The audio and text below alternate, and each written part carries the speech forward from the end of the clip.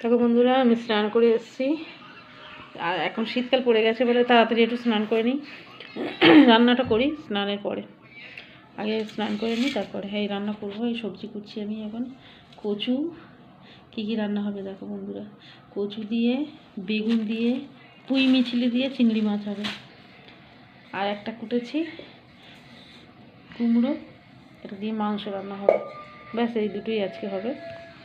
দিনের বেলা ভাত হবে, ভাতটা করে নিয়েছি তাড়াতাড়ি, রাতে রুটি করব।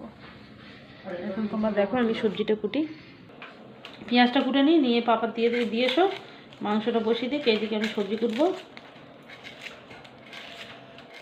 চিংড়ি মাছটা ফ্রিজ থেকে বের করে নিয়েছো? অতটা চিংড়ি লাগবে না, অর্ধেকটা নাও, অর্ধেকটা রেখে দিতে হবে। দাঁড়া মনে বাবারে, এই পেঁয়াজ কোটা আমার মরে যাবো এবারে। হ্যাঁ লোটে কিছু একটা আছে না, ভোলা মাছটা তো ডিপে রেখেছি। কালো প্লাস্টিকটায় কি আছে বলো তো? ওই আমাদের চুনা আছে, ছোটুর খাবার এনে মনা খাবার দিয়ে। একটা পেঁয়াজ কোটা এখনো বাকি আছে, এটা দিয়ে মাংস ততক্ষণ রান্না করুক। এই আমার পেঁয়াজ করলে আমি একদম সহ্য করতে পারি না। পেঁয়াজটা আমার যেন অ্যালার্জি, পেঁয়াজ করতে পারি না।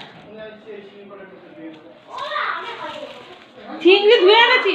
কেন চিংড়ি ধোবে কেন? হ্যাঁ, চিংড়ি লোটা সব ধোয়া, ধুয়ে নিয়ে ফ্রিজে রেখেছি তো। তুমি শুধু মাংসটা বসাও, আমি সবজিটা করি, তারপর চিংড়ি মাছের কথাটা বলবে যতটা রান্না হবে। হ্যাঁ এবার না, ফোনটা আসতে দিতে বলেছি, সব সময় বলেছি এই কথাটা কানের ভিতরে ও ঢোকে না।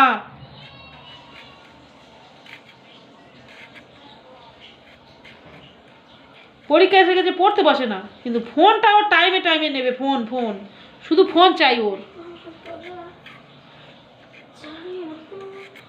ওই দেখ কথা কম বলতে পারছি তো।